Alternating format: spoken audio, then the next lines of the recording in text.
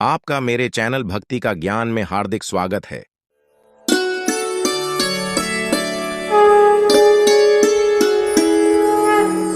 आज सुनेंगे तीसरी देवी यानी माता चंद्रघंटा की कथा। माता चंद्रघंटा तीसरी नवदुर्गा हैं। उनका नाम चंद्रघंटा है।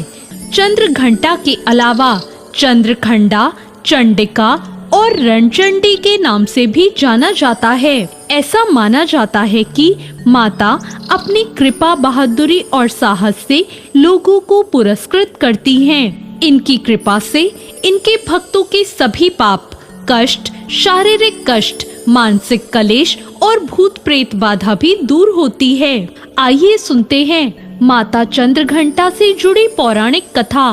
प्राचीन काल में देवताओं और असुरों के बीच काफी लंबे समय तक युद्ध हुआ। उस दौरान असुरों का राजा महिषासुर था और देवताओं के स्वामी इंद्र थे।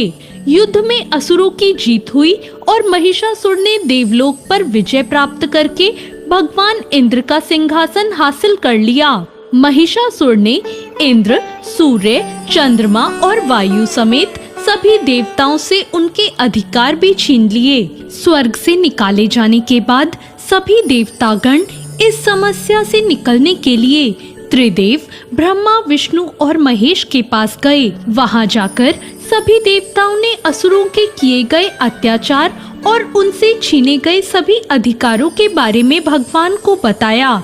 देवताओं ने त्रिदेव को बताया कि महिषासुर के अत्याचार के कारण स्वर्गलोक तथा पृथ्वी लोक पर भी विचरण करना असंभव हो गया है। तब यह सुनकर भगवान ब्रह्मा, विष्णु, महेश अत्यंत क्रोधित हो उठे। क्रोधित होने पर उन तीनों भगवानों के मुख से एक ऊर्जा उत्पन्न हुई। वो ऊर्जा जाकर देवताओं गण के शरीर से निकली ऊर्जा से मिल गई। यह ऊर्जा 10 दिशाओं में व्याप्त होने लगी। तभी वहाँ एक कन्या उत्पन्न हुई। तब भगवान शंकर ने देवी को अपना त्रिशूल भेंट किया। भगवान विष्णु ने उन्हें चक्र प्रदान किया। इसी तरह सभी देवताओं ने माता को अस्त्र शस्त्र देकर सजा दिया। इंद्र ने भी अपना वज्र और ऐरावत हाथी माता को भेंट किया। सूर्य ने अपना तेज, तलवार और सवारी के लिए शेर प्रदान किया। तब देवी चंद्रघंटा सभी शस्त्रों को लेकर महिषासुर से युद्ध करने के लिए युद्ध भूमि में आ गई। उनका यह विशाल रूप देखकर महिषासुर भय से कांप उठा। तब महिषासुर ने अपनी सेना को मां चंद्रघंटा पर हमला करने को कहा।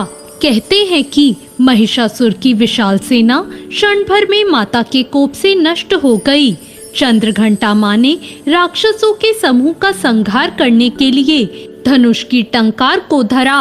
वैसे ही माता के सिंह ने भी दहाड़ना शुरू कर दिया और फिर माता ने घंटे के शब्द से उस ध्वनि को और बढ़ा दिया, जिससे धनुष की टंकार, सिंह की दहाड़ और घंटे की ध्वनि से संपूर्ण दिशाएं गूंज उठी। उस भयंकर शब्द और अपने प्रताप से देवी ने दैत्यों के समूह का संहार कर देवताओं को विजय दिलाई। इस तरह मां चंद्रघंटा ने असुरों का वध किया और देवताओं को अभय दान देते हुए अंतर्ध्यान हो गई। नवरात्रि के तीसरे दिन माता दुर्गा के चंद्रघंटा स्वरूप की विधि विधान से पूजा करें और इस मंत्र ओम देवी चंद्रघंटाय नमः का जाप करें।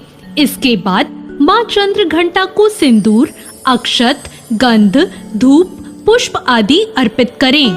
आप देवी माँ को चमेली के फूल के अलावा कोई भी लाल फूल अर्पित कर सकते हैं। साथ ही साथ दूध से बनी किसी भी मिठाई का भोग लगाएं। पूजा के दौरान दुर्गा चालीसा का पाठ या दुर्गा आरती का गान करें।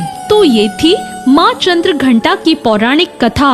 अगर आपको ये वीडियो अच्छी लगी हो तो लाइक और कमेंट करें और मेरे चैनल को सब्सक्राइब कीजिए। आपका धन्यवाद।